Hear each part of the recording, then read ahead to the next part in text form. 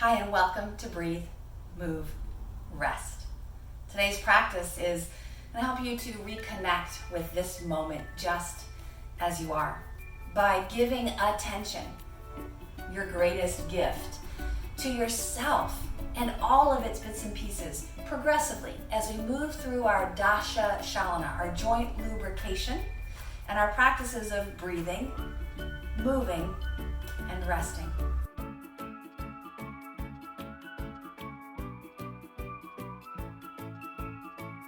Find a comfortable position, a landing pose that is sustainable so that you can redirect your attention from the outside world to the inside world, to the state of your being, to your breath.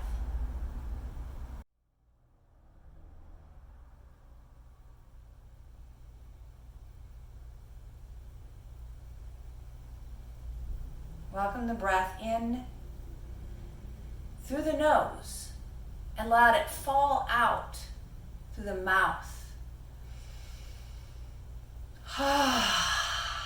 This helps to trigger our nervous system to transition from the doing to the being.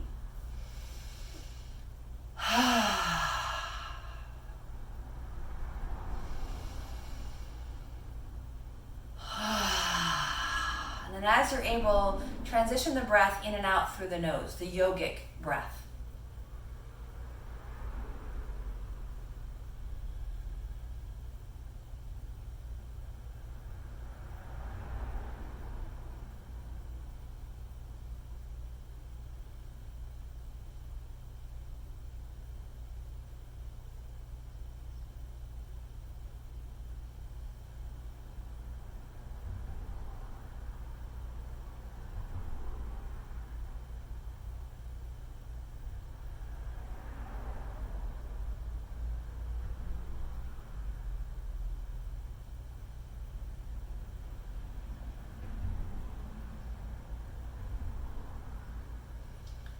This tempo that you've set up, see if you can match the inhale and the exhale, a sama vritti. If one is a lot longer than the other, then just shift it a little bit. Don't force anything that's too uncomfortable. But we're looking to cultivate the same pace and time for the inhale as the exhale. Sama, same, vritti, fluctuation. But in doing so, don't feel the need to extenuate, to emphasize the pause between the two directions of the breath. Just let it be the inhale to the exhale, to the inhale to the exhale. No pause, okay?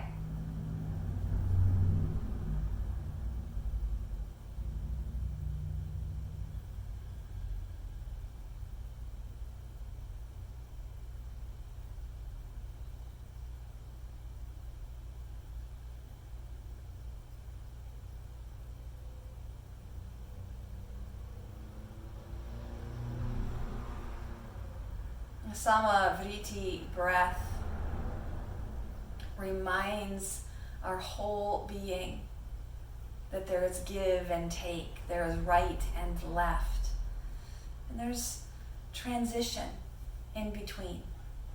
So with this even breath, let's bring even movement into our pelvic tilt. So working just from the waistband down to the bottom. Lean in from the navel. This is our inhale, anterior tilt. And then roll back, exhale, scooping the bum under, lifting the pubic bone, pulling the navel back. Inhale, forward tilt. Exhale, back tilt. This is our anterior nutation. Good. And then tilting back to the posterior.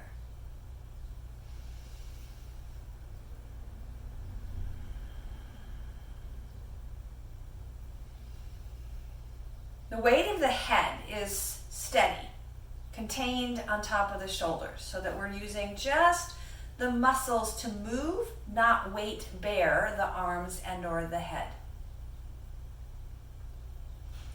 Good. Take two more here.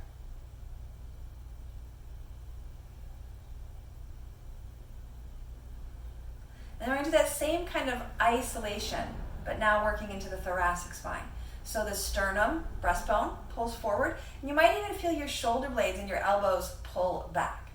Then switch. The elbows might kind of fly open like chicken wings, meaning they're not going to help you fly, and they might just make you look like you're doing an awkward dance, right? Heart comes forward, elbows pull back, inhale.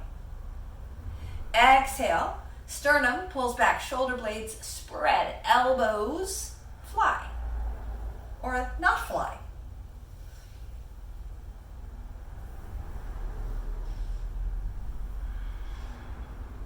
For many, this one is more complicated. It requires more brain energy than the pelvic tilt, and definitely more than the nod. So notice if you're breathing. Notice if you suspended your breathing. If you can, come back to the Samavriti. And then increase the responsibility of the spine by moving the arms. Now I'm opposite crisscrossing, just to get a little variation here. And I'm also kind of pulling my elbows back, almost making a W shape, just to help move the shoulder blades.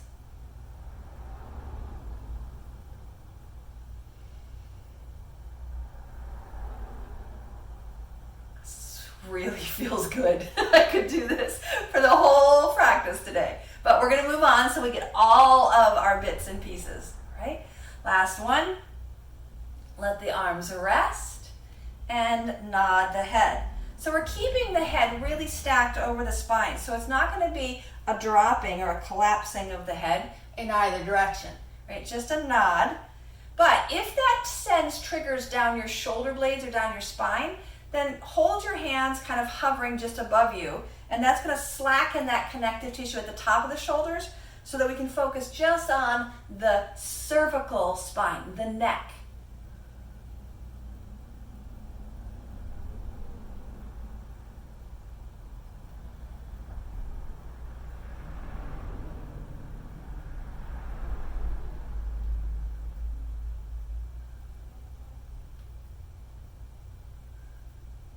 Good. All right. Arms up, head up. Arc it back. Arms down, head down, around it. Good. Up. Full cat-cow.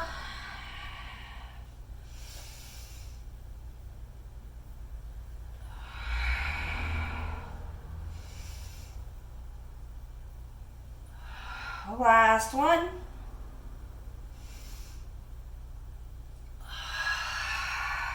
Good. Stack the arms and shrug or scroll those shoulders up, back, and down. So once you've got that patterning of breath and movement, in other words, shoulder roll and sustaining that breath, maybe it's even Samavriti, we're going to build a little more complexity. So as the shoulders roll back, swivel the head to one side. Come back to neutral and reverse.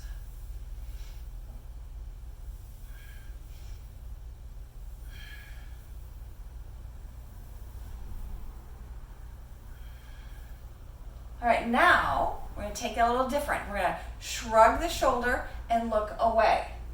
Shrug the shoulder and look away.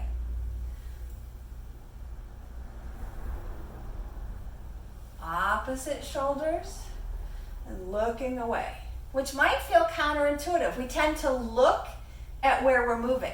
Right, we're going to switch that in just a minute. One more time each side. Look away from the movement. And then look toward the movement. Maybe the elbow even wants to expand its circle.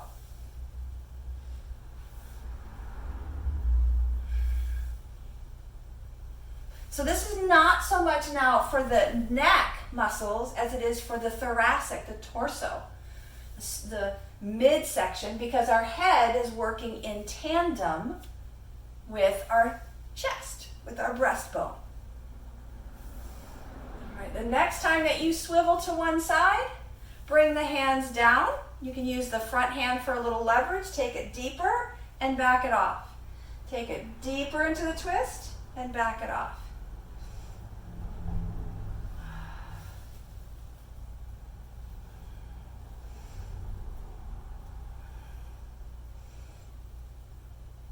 Good. Pausing that twist. And then nod the head, looking to the back shoulder.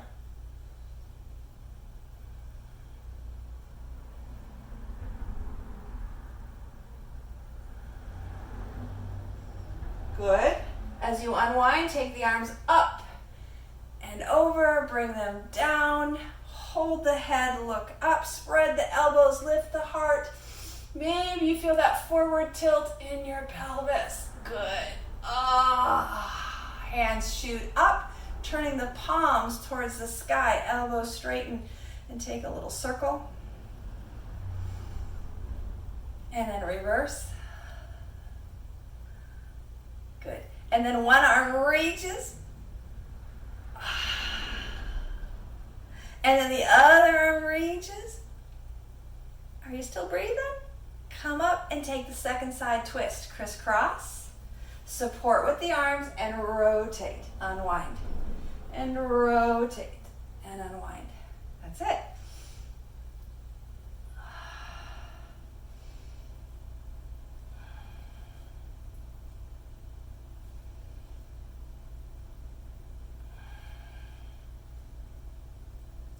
Hold it. Swivel the head back and give some nods.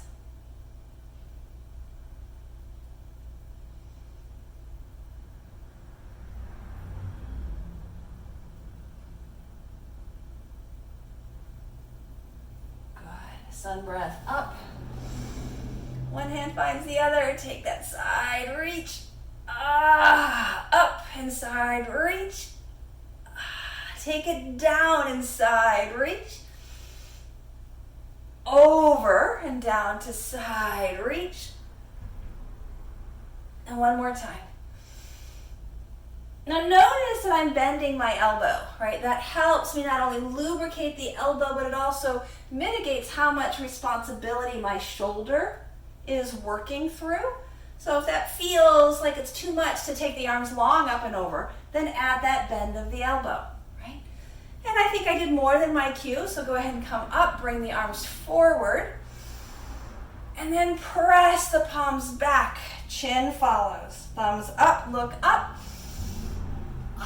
Press. Last one. Good. And give yourself a hug. And peel it open. Opposite arm on top, give yourself a hug.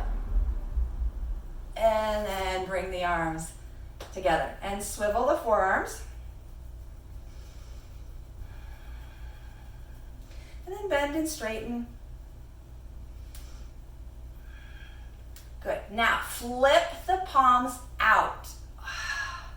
And flip the fingers out. Palms out. Index or the whole finger, whatever feels good. I'm just flipping it back and forth. One more time. Good. All right, let's come to our table pose. And as we find hands and knees, I'm going to ask that you kind of also oscillate your weight. So starting from your fingertips, spread down, stretching across your hand. Cross from finger to heel and from pinky to thumb. Just take that back and forth, feeling into the mat, feeling into your surface of your hands, feeling into the right and left side, right? And then once the hands are secure, go ahead and sway the hips.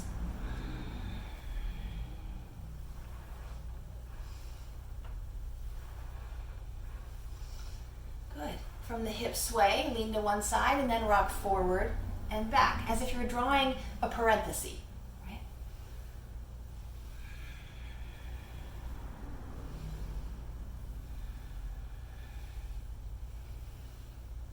Come back through the center, over to the second side, and again, shift in front of the knees, shift behind the knees. Doesn't have to be big, right? Just looking to open up this angle combination of flexion and adduction, meaning the knee is closer to the midline than the hip. Good, adding on, building this into that arcing half circle or horseshoe shape.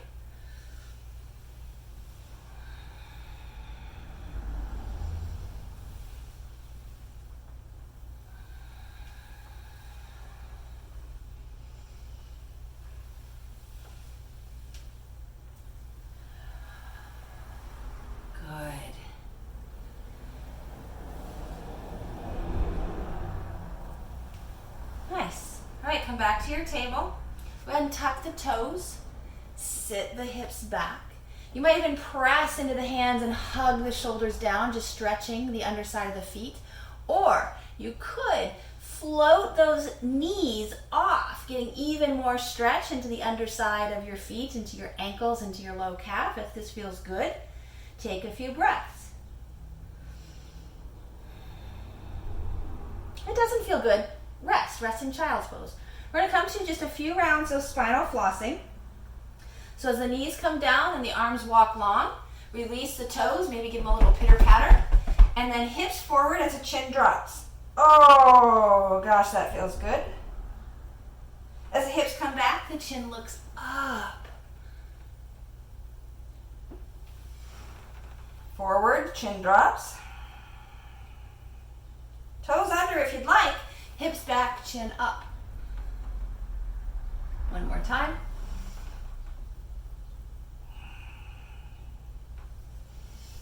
Good.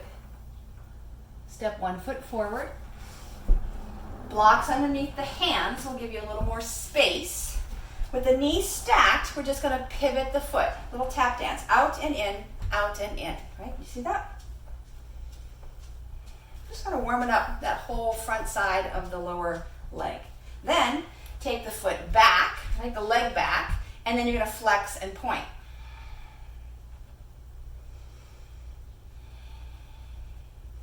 And now that the weight is not on the foot, not a lot of it at least, we're going to windshield wipe. Roll the big toe over, swiveling all the way up into the thigh, and the little toe over, back and forth.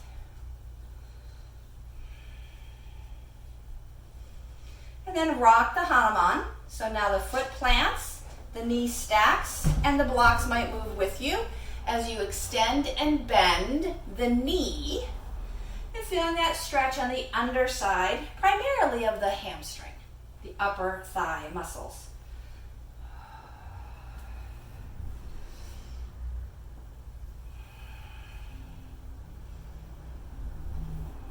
Good. All right, the next time you stack that knee, climb the torso up, maybe one or both arms, and pause.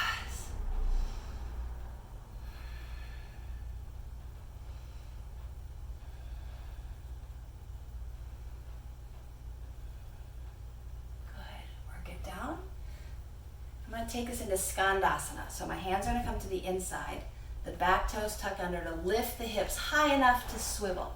You might need to stay high, you might sink low. We're going to take that back and forth, moving from one side to the other, getting a little more of the groin stretch. And then we're going to switch, right? And you can do that by pivoting to the other side or stepping forward to a squat and then switching legs, or come back to your table and switch with the front leg staying put and the second leg coming forward. So I'm going to pivot back to the same side, show you what I mean of the squat steps forward, and then switching. Right?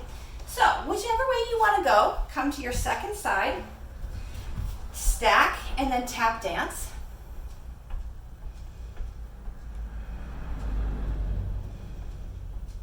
Extend, support, and flex and point.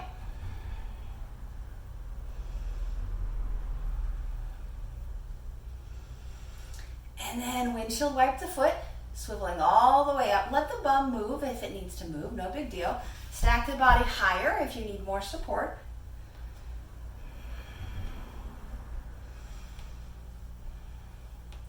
And then rock the Hanuman, right? So you're gonna step it forward, set it up, and bend and straighten the front knee.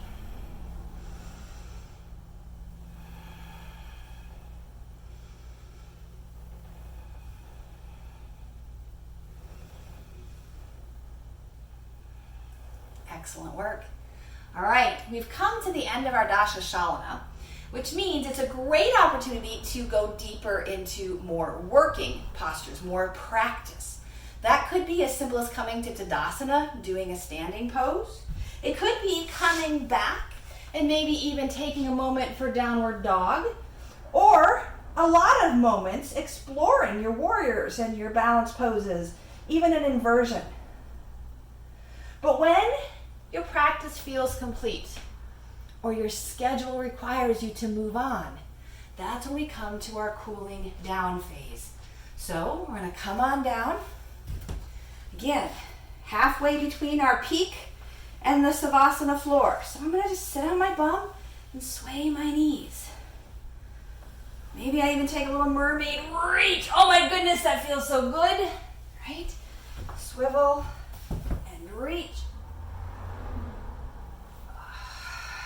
Some of my favorite cooling poses include the variations of pigeons and twists. So we've got a mermaid twist happening, and then maybe a pigeon variation, a figure 4 crossover, whether you're upright, whether you're reclined, or whether you're downward facing. Find a pigeon so that you can stretch out that buttocks.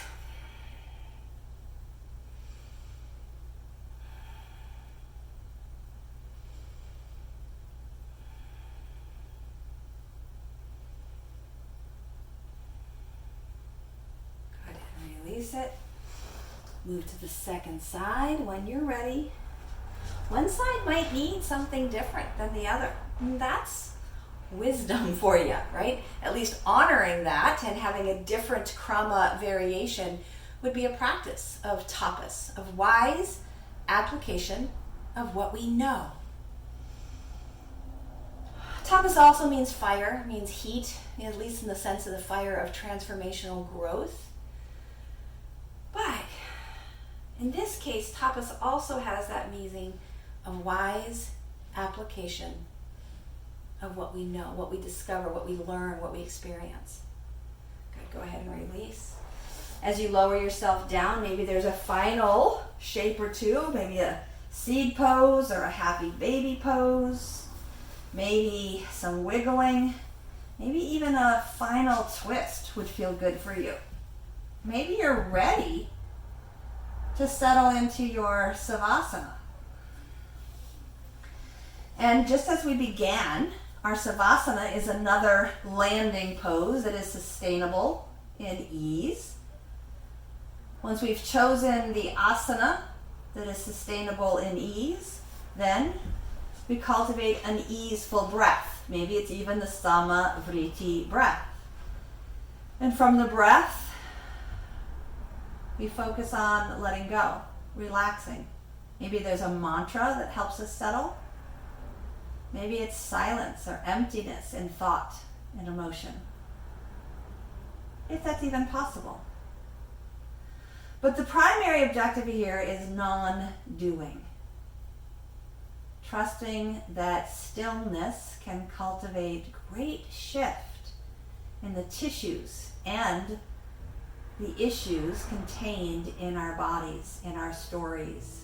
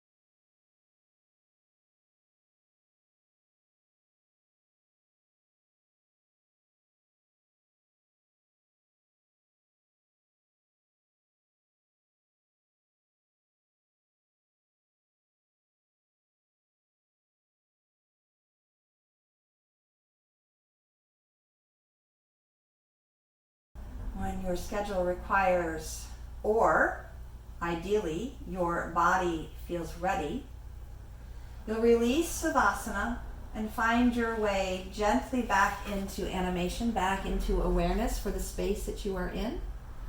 And finding one more landing pose to complete our practice. And close with the intentional pause of a blessing. May you breathe deeply and move freely. May you labor lovingly. May you live vibrantly. May you be well. Namaste. Thank you so much for practicing with me today. Thank you for breathing, moving, and resting to the capacity that you have available as a practice of intentional self-care. Take care.